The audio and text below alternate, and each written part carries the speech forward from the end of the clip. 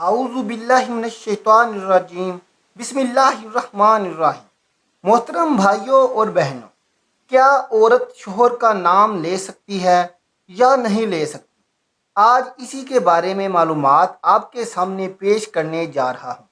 محترم بھائیوں اور بہنوں، کسی نے سوال کیا تھا کہ کیا عورت اپنے شوہر کا نام لے سکتی ہے کہ نہیں لے سکتی، یا منع کے ابا ہی کہے گی؟ کچھ چیزیں ایسی ہیں جن کا تعلق براہ راست قرآن و حدیث سے نہیں ہے، بلکہ ان کا تعلق ہمارے کلچر سے ہے۔ مثال کے طور پر آپ سے اگر کوئی یہ کہتا ہے، کسی مفتی سے کوئی آ کے پوچھے کہ کیا میں قمیض اتار کے نماز پڑھ سکتا ہوں، تو مفتی اگر عقل مند ہوگا وہ کہے گا کہ قمیض اتار کر نماز نہ پڑھیں، یہ بے ادبی ہے۔ اب آپ کہیں کہ حدیث کا حوالہ دو، تو بھائی حدیث کا حوالہ اگر دیں گے نا، حدیث اس کے اپوسائٹ ہے۔ صحیح بخاری کی حدیث ہے، جابر بن عبداللہ رضی اللہ تعالیٰ عنہ بغیر قمیض کے نماز پڑھ رہے تھے۔ کسی نے پوچھا اس طرح نماز ہو جاتی ہے، آپ کیوں پڑھ رہے ہیں ایسے؟ فرمایا میں اس لیے پڑھ رہا ہوں تاکہ تیرے جیسا احمق مجھے دیکھ کر سوال کرے کہ ایسا کیوں کر رہے ہو، تیرے جیسا احمق مجھ سے سوال کرے۔ پھر کہا نبی صلی اللہ علیہ وآلہ وسلم کے دور میں ہمیں دو جوڑے میسر نہیں ہوتے تھے، تو ازار ہے تو قمیض نہیں، بعض اوقات ایسے ہی پڑھتے تھے۔ اب بخاری کی حدیث سے تو پتہ چل رہا ہے کہ قمیض اتار کے نماز پڑھنا کیا ہے۔ جابر بن عبداللہ باقاعدہ یہ عمل کر کے دکھا رہے ہیں، تاکہ جو کوئی بھی اس پر اعتراض کرے اس پر حماقت کا بھی فتویٰ لگا دے۔ اب آپ یہ حدیث کا حوالہ دے کے لوگوں کو قمیض اتروا دیں، یہ عقل مندی کا کام نہیں ہوگا، یہ صرف اور صرف پاگل ہونے کی علامت ہوگی، اور یہ اس کی علامت ہے۔ آپ نے بخاری شریف طوطے کی طرح رٹی ہوئی ہے، آپ کے اندر سینس نہیں ہے، نہ آپ نے فقہ پڑھا نہ اصول فقہ پڑھا ہے جو قرآن و حدیث کو سمجھنے کے لیے واضح کیا گیا ہے۔ بھائی اس زمانے میں جب چونکہ صحابہ کو جوڑے میسر نہیں تھے تو قمیض اتار کے نماز پڑھنا بے ادبی نہیں سمجھا جاتا تھا، وہ کلچر کا حصہ تھا۔ غریب لوگ تھے۔ صحابہ صفا میں ہم دیکھتے ہیں کہ حدیث میں آتا ہے کہ ایک دوسرے کی طرح پشت کر کے بیٹھے ہوئے تھے، کیونکہ لباس سطر ڈھانپنے کے لیے اتنا تھوڑا کپڑا تھا کہ وہ ایک دوسرے کی طرف رخ کر کے بیٹھنا ان کے لیے مشکل تھا، اتنی غربت تھی۔ آج کون سا ایسا غریب ہے جو بیچارہ شلوار قمیض نہ پہن سکے؟ اور ایک معاشرے میں پورا ڈریس پہننا ہی ہمارے معاشرے کا کلچر بن چکا ہے۔ کسی تقریب میں آپ بغیر قمیض کے نہیں جا سکتے، تو آپ اللہ کے سامنے بغیر قمیض کے کیسے کھڑے ہوں گے؟ اگر صحابی بغیر قمیض کے نماز پڑھ رہے ہیں تو ایک بڑی اچھی تقریب میں بھی وہ بغیر قمیض کے چلے جاتے تھے۔ صحیح بخاری کی حدیث ہے کہ نبی کریم صلی اللہ علیہ وآلہ وسلم کے پاس ایک صحابی نے عرض کیا، یا رسول اللہ صلی اللہ علیہ وآلہ وسلم، میرا اس خاتون سے نکاح کرا دیں۔ آپ نے مہر کا فرمایا۔ پتہ چلا کہ یہ لنگوٹا پہن کے نبی صلی اللہ علیہ وآلہ وسلم کی مجلس میں بیٹھے ہوئے تھے۔ بخاری کی حدیث ہے، اور اسی حالت میں نبی صلی اللہ علیہ وآلہ وسلم نے آپ کا نکاح پڑھایا تو پتہ چلا دلہا کا لباس کیا تھا۔ وہ صحابی تو غریب تھے۔ بھائی اگر کوئی بہت غریب بھی ہے تو بھی اس زمانے میں ہم اس کو لنگوٹا پہن کے شادی حال میں جانے کی اجازت نہیں دیں گے، کیونکہ ہمارے عرف میں اس کا تصور ہی نہیں ہے۔ اس میں قرآن و حدیث کا حوالہ نہیں دیا جائے گا۔ قرآن و حدیث کی اگر بات ہے تو نبی صلی اللہ علیہ وآلہ وسلم کے دور میں زیادہ تر ازار پہنا کرتے تھے۔ ازار ایک چادر ہوتی ہے جو آج کسی بھی محفل میں آپ ازہار پہن کے نہیں جا سکتے، نماز بھی نہیں پڑھ سکتے، اس لیے کہ اس کو یوں سمجھا جائے گا کہ بھائی اللہ کے دربار میں جب حاضری دے رہے ہو تو پراپر ڈریس پہنو، یہ نماز کا ادب ہے۔ جیسے آپ کسی رشتہ دار کی دعوت میں جاتے ہیں تو پراپر ڈریس پہن کے جاتے ہیں، چڈی بنیان میں نہیں پہنچتے۔ اسی طرح ہم کہیں گے کہ جب اللہ کے حضور بھی حاضری دی جائے تو ہمارا یہ حق ہے کہ ہم پراپر ڈریس پہن کے جائیں، کیونکہ اب ہمارے زمانے کا یہ عرف بن چکا ہے کہ قمیض بھی ہو ساتھ شلوار بھی ہو۔ اسی طرح یاد رکھو کہ عورت کا شوہر کا نام لینا صحابیہ سے ثابت ہے کہ انہوں نے اپنے شوہر کا نام لیا ہے انہوں نے، لیکن بہت سارے ہمارے کلچرز میں ہمارے جو بہت سارے علاقے ایسے ہیں، قومیں ایسی ہیں جن میں عورت کے لیے شوہر کا نام لینا بے ادبی سمجھا جاتا ہے۔ وہ اگر نام لیں گی تو یہ سمجھا جائے گا کہ یہ بے ادب ہے، اس کو شعور نہیں ہے، یہ پڑھی لکھی نہیں ہے اور اس کو ان پڑھ تصور کیا جائے گا۔ آپ یہ دیکھو، ہم یہ کہتے ہیں کہ نبی صلی اللہ علیہ وآلہ وسلم نے فرمایا، کیا کہتے ہیں؟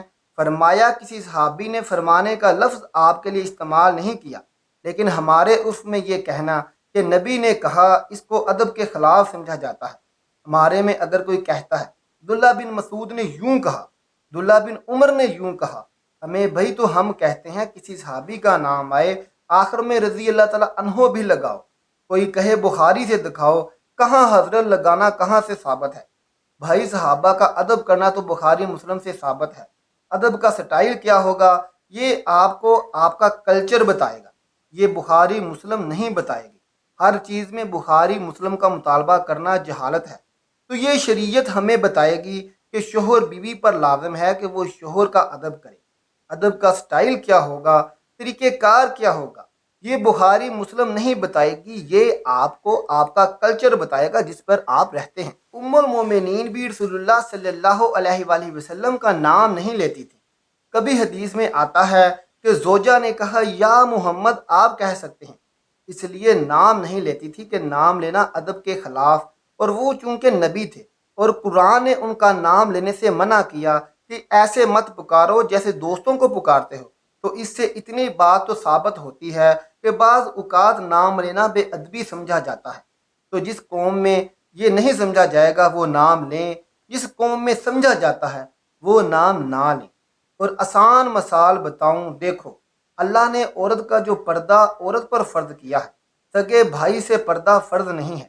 ایسا ہی ہے، سگے بھائی سے پردہ فرض نہیں۔ سگے بھائی کے سامنے عورت اپنی کلائیاں کھول سکتی ہے، اپنی پنڈیاں کھول سکتی ہے، یعنی ان کا پردہ نہیں ہے۔ سر کے بال دکھا سکتی ہے، اس کا پردہ نہیں ہے۔ لیکن شریف خاندانوں میں اس کو معیوب سمجھا جاتا ہے، اور شریعت نے بھی اس کو معیوب سمجھنے پر پابندی نہیں لگائی۔ کسی بھی اچھے خاندان میں کبھی ایسا نہیں ہوتا کہ لڑکی جو ہے نہ وہ گھٹنوں تک سگاف پہن کے بھائی کے سامنے آئے اور آ کے بیٹھ جائے۔ اچھے خاندانوں میں ہم نے دیکھا ہے کہ جوان بیٹی، جوان بہن جب باپ کے سامنے بیٹھتی ہے تو سر پہ دوپٹہ لیتی ہے، کیونکہ عرف عام میں اس کو اچھا سمجھا جاتا ہے۔ تو ادب کا تعلق بہت حد تک کلچر سے ہے، بہت حد تک عرف عام سے ہے۔ اس لیے جیسا آپ کا کلچر ہوگا ویسے ہی آپ کی ہیبٹس، حرکات ہوں گی۔ عورت اپنے شوہر کا نام لے یا نہ لے، شریعت نے اس میں دونوں چیزیں رکھی ہوئی ہیں، لے بھی سکتی ہے اور نہیں بھی لے سکتی۔ شریعت نے یہ کہا ادب کرو، کسی قوم میں ادب کے خلاف سمجھا جا رہا ہے تو وہ نام نہ لے، ادب کے خلاف نہیں سمجھا جا رہا تو وہ نام لے، کیونکہ اس میں برا نہیں سمجھا جائے گا۔ ہم اس کو اس لیے پرموٹ کرتے ہیں کہ اس کلچر کو نام لینے والے شریعت میں شوہر کا بہت احترام ہے، جو آج کل ختم ہو رہے ہیں۔ کچھ تھوڑے بہت تمیز آداب باقی رہ گئے ہیں، اس کو تو باقی رہنے دو۔ اس کی وجہ سے تھوڑا سا شوہر کا احترام رہے گا، یعنی جو نتائج اس پر مرتب ہو رہے ہیں وہ اچھے مرتب ہو رہے ہیں۔ شریعت نے ابا کے سامنے بیٹی کو دوپٹہ لینے کا حکم نہیں دیا، مگر پابندی بھی نہیں لگائی۔ جب دونوں راستے میں ہیں تو ہم کہیں گے شریعت کے مزاج سے زیادہ قریب کیا ہے، دوپٹہ لینا یا نہ لینا؟ زیادہ مزاج کے قریب ہے۔ اس لیے باپ کا احترام ہے، حیا ہے، اور شریعت معاشرے میں حیا کو فروغ دینا چاہتی ہے۔ تو جو چیز حیا کے زیادہ قریب ہوگی وہ کیا جائے گا، جو حیا سے دور ہوگی اس کی حوصلہ شکنی کی جائے گی، اور اس پر بخاری مسلم کے حوالے مانگنے والے پر جہالت کا فتویٰ لگایا جائے گا۔ جو عورتیں شوہر کا نام لیتی ہیں اسے گناہ نہیں ہوتا، بیوی کو بھی عزت دینی چاہیے، اس کا بھی احترام کرنا چاہیے، لیکن قرآن کے مطابق عورت کا درجہ شوہر سے ایک درجے کم ہے۔ اس میں کیا حکمتیں ہیں یہ اللہ بہتر جانتا ہے، لیکن اللہ نے بتا دیا ہے۔ اس کا مطلب یہ نہیں کہ آپ توہین شروع کر دیں۔ ہم نے اپنے بزرگوں کو، اپنے علماء کو دیکھا ہے کہ اپنے گھر کی زوجہ کا بہت احترام سے نام لیا کرتے تھے، کوئی حاکمانہ لب و لہجہ اختیار نہیں کرتے۔ اور یہ سب کچھ ہمیں اسلام نے ہی سکھایا ہے۔